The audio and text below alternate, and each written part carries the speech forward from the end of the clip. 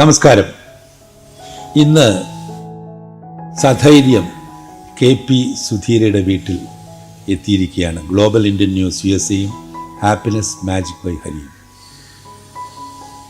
സുധീരയെ പ്രത്യേകിച്ച് വായനക്കാർക്ക് പരിചയപ്പെടുത്തേണ്ട കാര്യമുണ്ട് എന്നെനിക്ക് തോന്നുന്നില്ല.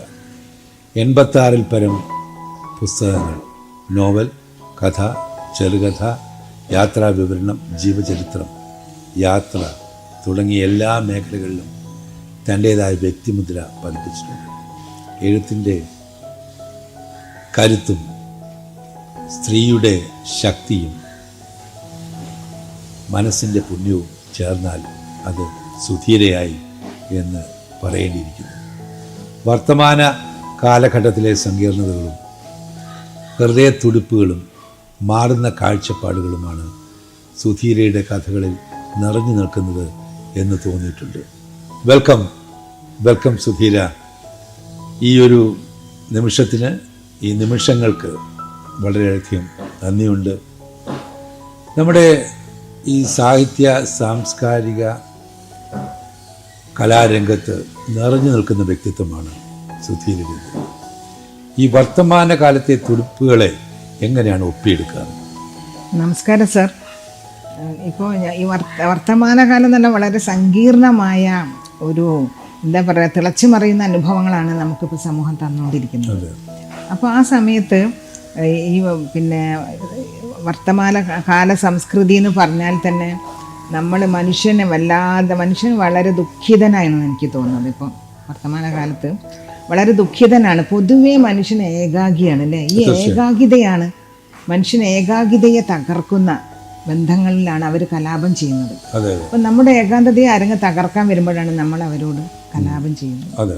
അപ്പം അങ്ങനെ ഈ കലാപം ചെയ്തുകൊണ്ട് മുന്നോട്ട് പോകുന്ന ഒരു അവസ്ഥയാണ് ഇപ്പം നമുക്ക് കാണുന്നത്. അപ്പോൾ ആർക്കും ആരോടും സ്നേഹമില്ലാത്തൊരവസ്ഥ. നീഷെ പറഞ്ഞ പോലെ ഞാൻ നിന്നെ സ്നേഹത്തോടു കൂടി വെറുക്കുന്നു എന്നാണ് അദ്ദേഹം പറഞ്ഞത്. അതേപോലെ നമുക്ക് എവിടെ നോക്കിയാലും നമ്മളെ ആരും സ്നേഹിക്കുന്നില്ല എന്ന് നമുക്ക് തോന്നും. അപ്പോൾ നമ്മൾ മനസ്സും അതുപോലെ ബാഹ്യ ജീവിതവുമായിട്ടുള്ള ഒരു തെറ്റിപ്പിരിയൽ, ഈ തെറ്റിപ്പിരിയൽ ഈ സമയത്ത് നമ്മൾ അതിനെതിരെ പ്രത്യാശയിലേക്ക് ഒരു പാലം പണിയുകയാണ് എഴുത്തുകാരായ ഞങ്ങളൊക്കെ ചെയ്യുന്നത്. വളരെ കറക്റ്റ്. അപ്പോൾ അതുകൊണ്ട് ആത്മവേദന അനുഭവിക്കുന്ന മനുഷ്യരെയാണ് ഞാൻ അധികവും എൻ്റെ കഥകളിൽ കൊണ്ടുവന്നിട്ടുള്ളത്.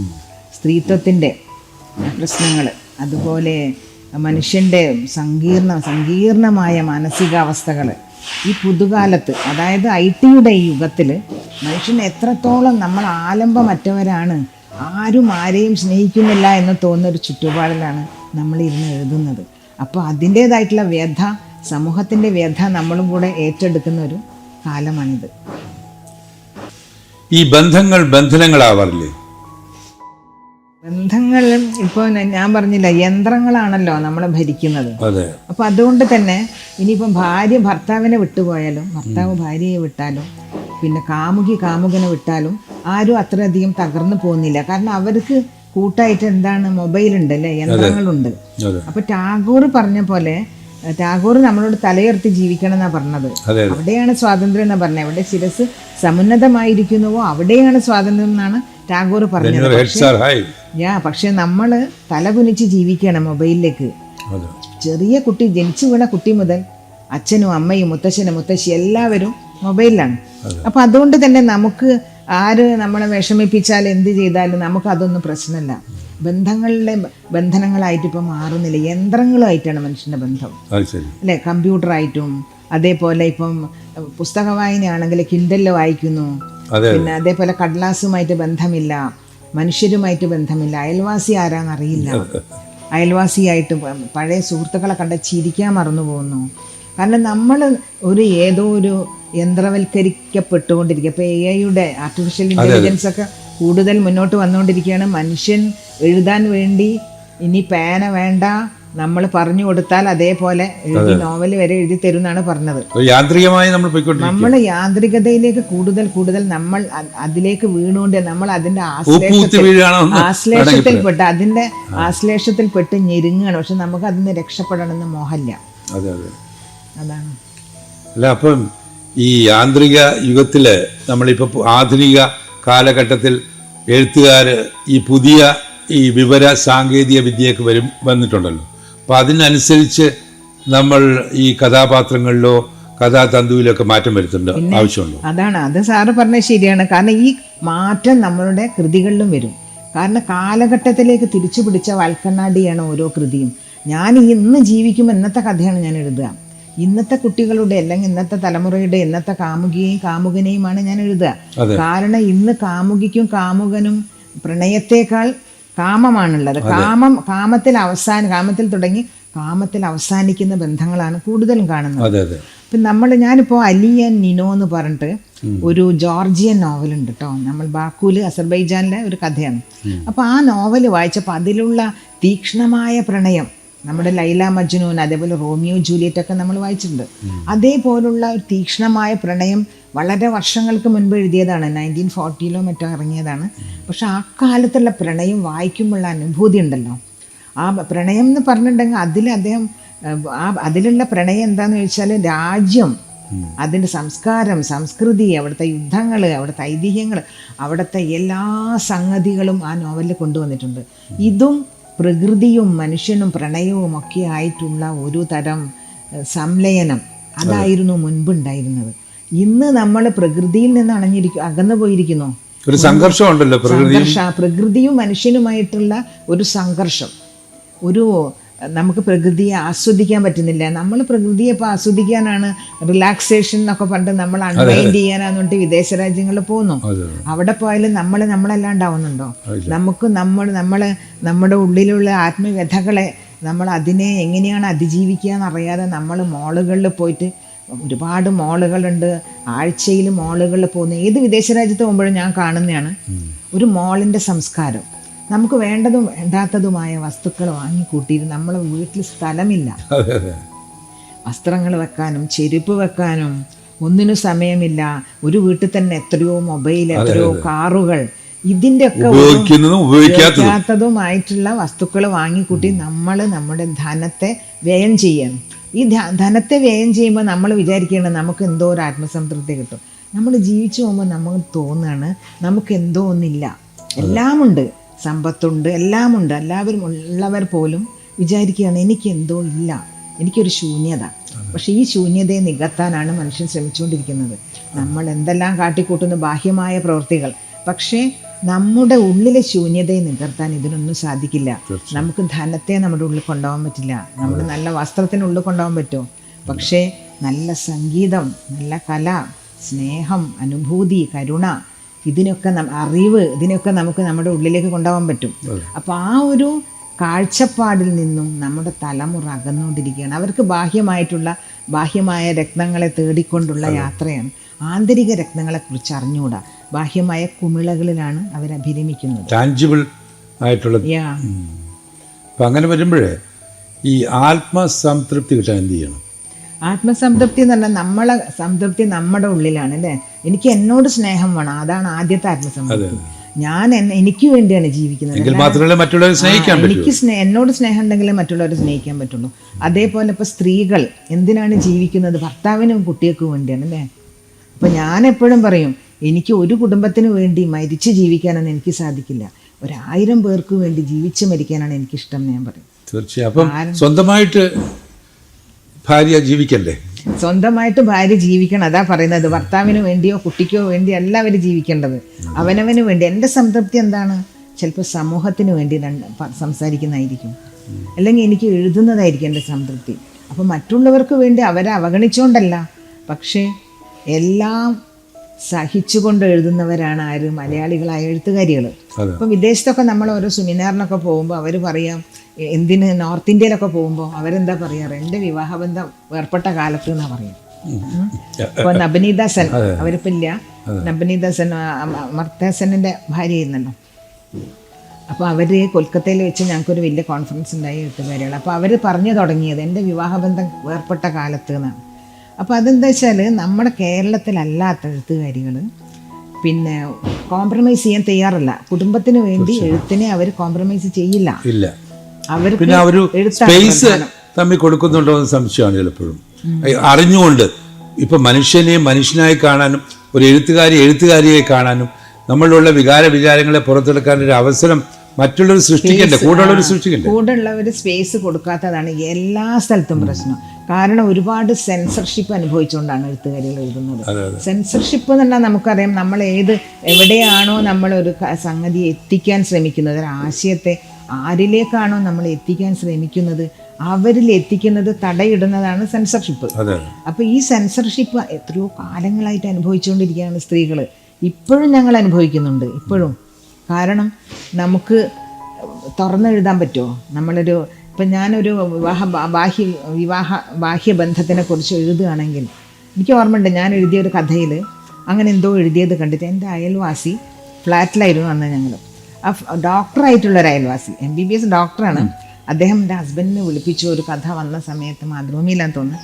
അപ്പോൾ അതിൽ ഒരു വാക്കുണ്ട്, ഒരു സ്ത്രീയുടെ ജോലിക്ക് പോകുന്നൊരു സ്ത്രീൻ്റെ കഷ്ടപ്പാടാണ്. അവരിങ്ങനെ ജോലിയും ചെയ്ത് ഭക്ഷണം വായ കൊണ്ടുപോകാൻ സമയമില്ല, കുട്ടികളെ ലഞ്ച് കൊടുത്തു, ഭർത്താവ് പത്രം വായിക്കുന്നു. അങ്ങനെ ഇവർ ഓടി റോഡിലേക്ക് ഓടിയാൽ ബസ് പോയി. അപ്പം ഇവർ ഒരു ഓട്ടോ പിടിച്ചിട്ട് പോകുമ്പോൾ എന്തോ സമരമായിട്ട് അവർ പോകുമ്പോഴേക്ക് അവരെ രജിസ്റ്റർ പോയി കഴിഞ്ഞു അവിടുന്ന്. ഒപ്പിടാൻ പറ്റിയില്ല, തിരിച്ചു പോവാണ്. അവർ കണ്ണീരടക്കിക്കൊണ്ട്. അപ്പോൾ ഈ മനുഷ്യൻ പറയും, ഹസ്ബൻഡ്, നീ ആരെ കാണാൻ അങ്ങനെ ഒരുങ്ങുന്നത്, ആരെ കാണിക്കാനാണ് നീ ഇങ്ങനെ ഒരുങ്ങുന്നത്? അപ്പോൾ ഇദ്ദേഹം പറയുകയാണ്, ഇവളെ ആലോചിക്കുകയാണ്, അരവിന്ദൻ ആരോപിക്കുന്ന പോലെ എനിക്കൊരു കാമുകൻ ഉണ്ടായിരുന്നെങ്കിൽ ഇതുപോലെ മനസ്സ് നഷ്ടമാവുന്ന അവസരങ്ങളിൽ കണ്ണുകൾ കൊണ്ടെങ്കിലും ഒന്ന് ആലിംഗനം ചെയ്ത് സാരമില്ല എന്ന് പറഞ്ഞിരുന്നെങ്കിൽ. അങ്ങനെയാണ് കഥ അവസാനിക്കുന്നത്. അപ്പൊ ഈ മനുഷ്യൻ വീട്ടിൽ വന്നിട്ട് എൻ്റെ ഹസ്ബൻഡിന്റെ മനസ്സിൽ തീ കോരിയിടുക. എൻ്റെ ഭാര്യയാണ് ഇത് എഴുതിയിരുന്നെങ്കിൽ അവരുടെ വായിൽ ഒരു പല്ലുണ്ടാവില്ലായിരുന്നു എന്ന് ആലോചിച്ച് നോക്കൂ. അങ്ങനത്തെ സമൂഹമാണ്. അപ്പൊ അന്ന് പിന്നെ എൻ്റെ ജീവിതം എന്തായി ആലോചിച്ച് നോക്കൂ. അവർക്ക് ഈ പലർക്കും ഞാൻ കണ്ടിരിക്കുന്ന നാട്ടുകാർക്ക് അവരുടെ കാര്യം നോക്കാൻ സമയമില്ല, അടുത്തുള്ളവരുടെ കാര്യം നോക്കാനാണ്. സ്വയം ഒരു സെൽഫ് ഇൻട്രോസ്പെക്ഷൻ സംഭവം തന്നെ വളരെ വളരെ കുറവാണ്. മലയാളികൾക്ക് പൊതുവേ നമ്മൾ ഒരു നേർരേഖയിലൂടെ പോകുന്നതാണ് അല്ലേ. നമ്മൾ പരമ്പരാഗതമായിട്ട് നമ്മൾ എന്താണോ പഠിപ്പിച്ചത് നമ്മൾ അങ്ങനെ പോകുന്നവരാണ്. ഇപ്പോൾ സ്ത്രീകൾ തന്നെ താൻ ആര് എന്നൊരാരായൽ, തൻ്റെ ഐഡൻറ്റിറ്റിയുടെ അന്വേഷണം നടത്തുന്ന എത്ര സ്ത്രീകളുണ്ട് നമ്മുടെ നാട്ടിൽ. നമ്മൾ ആരായൽ, താൻ ആര് എന്നൊരാര്, നമ്മൾ ആരാന്ന് നമ്മൾ ആദ്യം അന്വേഷിക്കണ്ടേ? അതറിയൂല. നല്ല ഉദ്യോഗസ്ഥകളായിരിക്കും, എല്ലാം ഉണ്ട്, വീട്ടിൽ സകലമായ ജോലികളും ചെയ്ത് പോകുന്നു, അവിടെ അടിമയെ പോലെ നിൽക്കുന്നു, ഭർത്താവ് മദ്യപിച്ച് വരുന്നു, ഇവരെ തല്ലുന്നു. എൻ്റെ അടുത്ത് വരാറുണ്ട് സ്ത്രീകൾ, മാഡം ഞാൻ ആത്മഹത്യ ചെയ്യാൻ പോകും, എനിക്ക് സഹിക്കുന്നില്ല. ഞാൻ പറഞ്ഞു, നിങ്ങൾ എന്തിനാ ആത്മഹത്യ ചെയ്യേണ്ട ആവശ്യം? അയ്യോ, എൻ്റെ ഭർത്താവ് എന്നെ പുറത്താക്കി. അപ്പം ഞാൻ പറഞ്ഞു, നിങ്ങൾക്ക് ഈ ഇതിൻ്റെ ആക്ടിനെ പറ്റി എന്തെങ്കിലും അറിയോ? കല്യാണം എന്ന് പറഞ്ഞാൽ ഭാര്യയെ സംരക്ഷിച്ചു കൊള്ളാം എന്നാണ് എഴുതി കൊടുത്തിട്ടുള്ളത്. ആ കരാറാണ്. അതിനെ ലംഘിക്കാൻ എങ്ങനെ കഴിയാം? വീട്ടിൽ നിന്ന് പുറത്താക്കി, ഇനി നീ വീട്ടിൽ വേണ്ട പറഞ്ഞു കുട്ടീനെ അവരും കൊണ്ട് പുറത്തിട്ട് വാതിലടിച്ച് രാത്രി ഇവിടെ വന്നു അവർ. അപ്പം ഞാൻ പറഞ്ഞു, നിങ്ങളിവിടെ നിൽക്കണം, പക്ഷേ നാളെ നമ്മൾ കേസ് കൊടുക്കണം. അങ്ങനെ ഇവർ കേസ് കൊടുക്കുക എന്നാണ്. അപ്പോൾ അയാൾ മാറി. അപ്പം അയാൾ പേടിച്ചു പോയി. അയാൾ പേടിച്ചു പോയി. അയ്യോ, ഞാൻ അങ്ങനെ പറഞ്ഞല്ല മാഡം എന്നൊക്കെ പറഞ്ഞു. അപ്പം ഞാൻ പറഞ്ഞ അതാണ്, നിങ്ങൾ ആരെയാണ് പേടിക്കുന്നത്? അതാണ് വിവാഹം. നമ്മളെ നാട്ടിൽ ഒന്നിനും ധൈര്യമില്ല, ആത്മഹത്യ ചെയ്യാൻ പോലും ധൈര്യമില്ലാത്ത സ്ത്രീകളാട്ടോ കേരളത്തിന്. കാരണം അവർക്ക് വിവാഹമോചനം പേടിയാണ്, ഭർത്താവില്ലാണ്ട് എങ്ങനെ ജീവിക്കും. പക്ഷെ അതിന് ധൈര്യമുള്ള ഒരു ചെറിയ വിഭാഗം മാത്രമേ ഉള്ളൂ. അതിന് സമൂഹമാണ് കാരണക്കാരൻ. സമൂഹം അങ്ങനെ ആക്കിയെടുത്താണ്. കാരണം സമൂഹത്തിൽ പിന്നെ എങ്ങനെ ജീവിക്കും? ഭർത്താവില്ലാത്ത സ്ത്രീയായിട്ട് ഒറ്റപ്പെട്ട സ്ത്രീയെ എങ്ങനെ സമൂഹം കാണും? അവള് കാരണമായിരിക്കും, വെറുതെ ഒന്നല്ല. അങ്ങനെ ഇവളെ കുറ്റപ്പെടുത്തുക. ഇവരെത്രയോ സഹിച്ചിട്ടായിരിക്കും അതിൽ നിന്ന് പുറത്തു വന്നിട്ടുണ്ടാവുക. പക്ഷേ വീട്ടിലുള്ള അച്ഛനും അമ്മയും വരെ ഈ ഞങ്ങളെ വീട്ടിലേക്കൊന്നും വരണ്ടെന്ന് പറഞ്ഞിട്ടുണ്ട് ഒരു പെൺകുട്ടി പറഞ്ഞ്. ആ പെൺകുട്ടി എന്നിട്ട് ആത്മഹത്യ ചെയ്യുക ചെയ്ത്. കാരണം വീട്ടിലേക്ക് പ്രവേശനമില്ല, ആ മനുഷ്യനെ കൊണ്ട് ജീവിക്കാനും പറ്റില്ല. അപ്പോൾ അതേപോലെ ഇപ്പം ഭർത്താക്കന്മാർ മുഴുവൻ മോശക്കാരാന്നല്ല കേട്ടോ പറയുന്നത്. ഇത് സഹിച്ച് ജീവിക്കുന്ന ഒരുപാട് പെൺകുട്ടികളുണ്ട്. ഞാൻ പലപ്പോഴും ഈ നമ്മൾ പറഞ്ഞു കൊടുക്കുന്ന പെൺകുട്ടികളോട് സഹിച്ചും പൊറുത്തും കഴിയണം എന്ന് അതാണ് പറയുന്നത്. പക്ഷെ ഞാൻ പറഞ്ഞു കൊടുക്കാൻ സർ മുഹമ്മദ് ഇക്ബാലിൻ്റെ ഒരു കവിത ഉണ്ട്, ഇക്ക് നശീമൻ ടൂട്ട് ഗയേ തോ ക്യാ ഗം. ഒരു നശീമൻ ഒരു കൂട് തകർന്നാൽ നീ എന്തിനാണ് വിഷമിക്കുന്നത്? നിനക്ക് പാർക്കാൻ ഈ ലോകത്ത് എത്ര ഇടമുണ്ട് ആണ് ചോദിച്ചത്. അപ്പം ഞാൻ പറയും, നിങ്ങൾക്ക് ഒരു ജീവിതം പോയാൽ നിങ്ങൾക്ക് ജീവിതം ഉണ്ടാവും. കാരണം നിങ്ങൾ എത്രയോ സ്ത്രീകൾ അങ്ങനെ ജീവിക്കുന്നു. കാരണം മരിച്ച് ജീവിക്കുന്നതിനേക്കാൾ നല്ലതല്ലേ ഒറ്റയ്ക്ക് ജീവിക്കുന്നത്? തീർച്ചയായും. അതിൽ ജീവിതമില്ലല്ലോ മരിച്ച് ജീവിക്കുന്നത്. ഈ പ്രൊട്ടക്ഷൻ എന്ന് പറഞ്ഞാണ് പലപ്പോഴും പല സ്ത്രീകളും മിണ്ടാതിരിക്കുന്നതെന്ന് ഞാൻ മനസ്സിലാക്കുന്നു. എനിക്കൊരു പ്രൊട്ടക്ഷനാണല്ലോ, പക്ഷേ ശരിക്കുള്ളൊരു പ്രൊട്ടക്ഷൻ എന്ന് പറയുന്നത് നമ്മുടെ ആത്മാവിനെ തിരിച്ചറിയാനും നമ്മളിലുള്ള ടാലൻസും മറ്റു കാര്യങ്ങളും പുറത്തെടുക്കുന്ന ഒരു സുഹൃത്തും കൂടെയല്ലേ ഭർത്താവ്? അതെ, ഭർത്താവ് ഈ വിവാഹബന്ധത്തിൽ ഏറ്റവും വലിയ പ്രശ്നം എന്താ പറയുക, അനുഭവത്തിൻ്റെ വെളിച്ചത്തിലാണ് പറയുന്നത്. നമുക്ക് നമ്മളെ എല്ലാ സ്ത്രീകളും അനുഭവിക്കുന്നത് തന്നെയാണ്. കാരണം നമുക്ക് പിന്നെ സ്വാതന്ത്ര്യമില്ല. ഒരാളുടെ പിന്നെ സ്വത്തായിട്ട് മാറുക നമുക്ക് വസ്തുക്കളെ സ്വന്താക്കാൻ പറ്റും അല്ലേ, മനുഷ്യനെ സ്വന്താക്കാൻ പറ്റും. അവരൊരു പ്രത്യേക മനുഷ്യജീവിയാണ് അല്ലേ. അപ്പോൾ ആ മനുഷ്യജീവിയായിട്ട് കാണുകയും അവർക്ക് സ്വാതന്ത്ര്യം അനുവദിച്ചു കൊടുക്കുകയും ചെയ്യണം. എന്നെ സംബന്ധിച്ചിടത്തോളം പ്രണയത്തിനെ ഞാൻ ജീവിതത്തിലെ ഏറ്റവും ഉന്നതമായ സ്ഥാനത്താണ് വെച്ചിട്ടുള്ളത്. അതിനേക്കാളും മേതെയാണ് എനിക്ക് സ്വാതന്ത്ര്യം. ആ സ്വാതന്ത്ര്യത്തിനെ ഭംഗപ്പെടുത്തുന്നത് നമ്മളെ തകർക്കുന്നതിന് തുല്യമാണ്, സഹിക്കാൻ പറ്റുന്നതാണ്. അപ്പം ഞാനൊക്കെ എഴുതുന്ന സമയത്ത് എനിക്ക് ഒരുപാട് വെല്ലുവിളികൾ ഉണ്ടായിരുന്നു എഴുതുന്ന സമയത്ത് തുടക്കത്തിൽ. കാരണം നമ്മൾ ഒരു വ്യക്തിയുടെ സ്വകാര്യമായ സ്വത്ത് സമൂഹത്തിൻ്റെ സ്വത്തായി മാറുന്നത് ഉണ്ടാകുന്ന ഒരു അമ്പരപ്പ്, പെട്ടെന്ന് പോകുന്നു, പബ്ലിക് ഫിഗറായിട്ട് മാറുന്നു. ഞാനൊക്കെ എഴുതി തുടങ്ങിയ കാലത്ത് എനിക്കില്ലേ മാതൃഭൂമിൻ്റെ അവാർഡ് കിട്ടിയിട്ടാണ് ഞാൻ എഴുത്തുകാരി എന്നല്ല വന്നത്. കാരണം അറിയപ്പെട്ടതെന്ന് പറഞ്ഞാൽ എനിക്കുണ്ടായിട്ടുള്ള പ്രത്യേകത എന്താ വെച്ചാൽ കഥ എഴുതി എഴുത്തുകാരി ആയതല്ല, കഥ എഴുത്തുകാരി എന്നുള്ള അവാർഡ് കിട്ടിക്കൊണ്ട് സമൂഹത്തിൽ വന്നതാണ്. അപ്പം എല്ലാവരും കഥ ചോദിക്കുന്നു, കൊടുക്കുന്നു, ആരാധകർ കാണാൻ വരുന്നു, ഫാൻ മെയിൽ, അന്നൊക്കെ ഫാൻ മെയിലായിരുന്നു. എനിക്കിങ്ങനെ കത്തുകൾ വരുന്നു, ഞാൻ വായിക്കുന്നു. ഇതൊക്കെ ഭയങ്കര പരിഭ്രാന്തി ഉണ്ടാക്കി വീട്ടിൽ. പിന്നെ ഒരാൾ കാണാൻ വന്നിട്ടുണ്ട്. ആരാധന കൊണ്ട് ബോധമില്ലാത്ത മനുഷ്യന്മാരെ ചിലപ്പോൾ കാണാൻ വരും. ചിലപ്പോൾ ഞാൻ പറയും നിങ്ങൾ പുറത്ത് സുധീരെ കുറിച്ച് എഴുതാൻ വന്നിട്ടുള്ളവരും ഉണ്ടല്ലോ. ഉണ്ട്, അതുണ്ട്. ഞാൻ പറഞ്ഞ ആരാധകർക്കൊന്നും എഴുതാൻ പറ്റില്ല. ഞാൻ പറഞ്ഞു നിങ്ങൾ ആരാധന മാറ്റി വെക്കാണ്ട്. അപ്പോൾ ഒരാളെ ആത്മകഥ അല്ല, എന്താ പറയുക, ഒരാളെ പറ്റി എഴുതുന്നു ജീവചരിത്രം. അപ്പം ജീവചരിത്രം എഴുതണമെങ്കിൽ നമുക്ക് കുറച്ചൊക്കെ അനുഭവം ഇതൊക്കെ വേണമല്ലോ, എഴുതുന്ന ആൾക്കും പക്വത വേണം. അപ്പോൾ ചില കുട്ടികൾ ആവേശത്തിൽ എൻ്റെ കഥയൊക്കെ വായിച്ചിട്ട് പിന്നെ ഇതിലൊക്കെ എന്താ പറയുക, യൂണിവേഴ്സിറ്റികളിലൊക്കെ എൻ്റെ കഥകളൊക്കെ തീസിസിന് വേണ്ടി കൊടുക്കാറുണ്ട്. അപ്പോൾ കുട്ടികൾ പറയും മാഡം ഞങ്ങൾക്ക് മാഡത്തിൻ്റെ കഥകളാണെന്ന് ഹെൽപ്പ് ചെയ്യണേ എന്നൊക്കെ പറയും. അപ്പോൾ അങ്ങനെയുള്ള കുട്ടികളാണെങ്കിലും വായിച്ചിട്ട് അവരത് പഠിച്ചിട്ടുണ്ടാവും. പക്ഷേ ആരാധന കൊണ്ട് മാത്രം നമുക്കൊരു സംഗതി എഴുതാൻ പറ്റില്ല. പിന്നെ അതേപോലെ ഒരു പെൺകുട്ടി, രണ്ടാൾക്കാർ, ഒന്നൊരു കുറച്ച് മുതിർന്ന പുരുഷനാണ്, പക്ഷെ അയാളെ കയ്യിൽ ഭാഷയും കാര്യമൊന്നുമില്ല പുസ്തകം എഴുതാൻ. അപ്പോൾ അതാണ് എഴുതാനുള്ള ആവേശം മാത്രമേ അയാളെ കയ്യിലുള്ളൂ, ഭാഷയില്ല. അപ്പം ഞാൻ പറഞ്ഞു സാർ കുറച്ച് കഴിഞ്ഞിട്ട് എഴുതാം, ഇപ്പം വേണ്ട പറഞ്ഞു. കുറച്ച് പ്രായമുള്ള ആളാണ്, പക്ഷെ അയാൾ എനിക്ക് വലിയ കാര്യം വേണ്ട. അങ്ങനെയാണ് ഈ അമർനാഥ് സാർ, ഹീസ് മെച്ചുവേർഡ്നോ. അപ്പോൾ അത് പിന്നെ ഇദ്ദേഹം 80 വയസ്സായ ഒരു മനുഷ്യനാണ്. അങ്ങനെ ഒരു വളരെ അപൂർവല്ലേ ഒരാളുടെ, ഒരു കഥാകാരിയുടെ കഥയെ അധികരിച്ച് വേറൊരാളൊരു കഥ എഴുതുന്നത്. വളരെ അത് സംഭവം സാറ് പറഞ്ഞ വളരെ ശരിയാണ്. സ്ത്രീകൾ എന്ന് പറഞ്ഞ എഴുത്തുകാരികൾ അവഗണിക്കപ്പെട്ടതാണ് സമൂഹത്തിൽ. നമ്മൾ എന്തെഴുതിയാലും കണ്ടതായിട്ട് നടിക്കില്ല. അങ്ങനെയുള്ളപ്പം ഒരു എഴുത്തുകാരിയെ പറ്റി എഴുതാൻ പോകുന്നു. അപ്പോൾ ഒരാൾ ചോദിച്ചാണത്രേ, ഒരു എഴുത്തുകാരൻ ചോദിച്ചാണത്രേ, ഇതെന്തിനാണ് ജീവിച്ചിരിക്കുമ്പോൾ ഇത് എഴുതുന്നത്?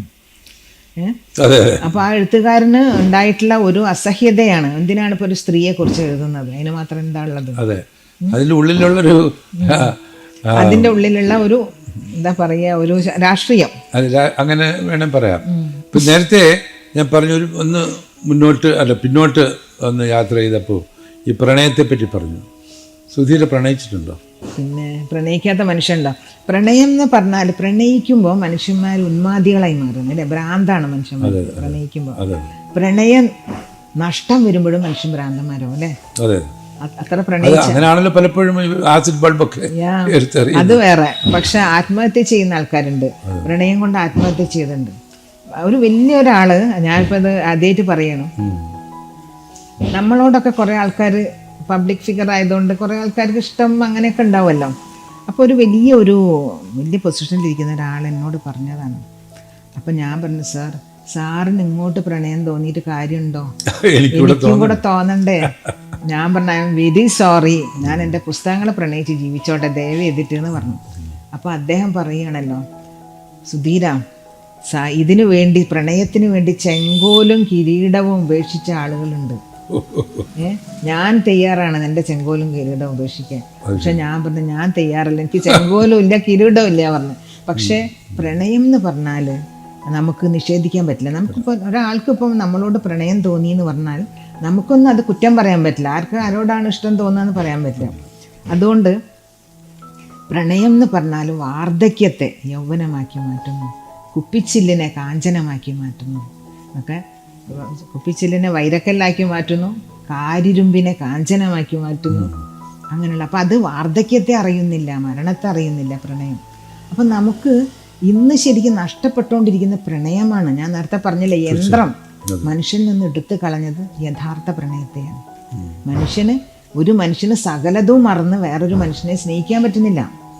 ഒരു സകലതും മറന്ന് ഒരു സ്ത്രീയെ ഒരു പുരുഷനെ ആശ്ലേഷിക്കാൻ പറ്റുന്നില്ല. അവർക്ക് അവരുടെ ശരീരത്തിന്റെ ചോദനകൾ മാത്രമേ ഉള്ളൂ. മനസ്സിന്റെ ഉള്ളിലേക്കുള്ള പ്രണയമാണ് സ്ത്രീക്ക് ആവശ്യം. സ്ത്രീക്ക് ശരീരത്തിന്റെ പ്രണയം ആവശ്യമില്ല. അത് രണ്ടാമത്തെ ഘട്ടമാണ് അല്ലെ. അവൾക്ക് പ്രണയത്തിലൂടെ മാത്രമേ അതുണ്ടാവുള്ളൂ, അതിലേക്ക് എത്തുള്ളൂ. പക്ഷെ അത് മനസ്സിലാക്കാത്ത പുരുഷന്മാരാണ് നമ്മുടെ നാട്ടിൽ നേരെയുള്ളത്. അതുകൊണ്ട് തന്നെ നമുക്ക് യഥാർത്ഥ പ്രണയങ്ങൾ ഉണ്ടാവുന്നില്ല.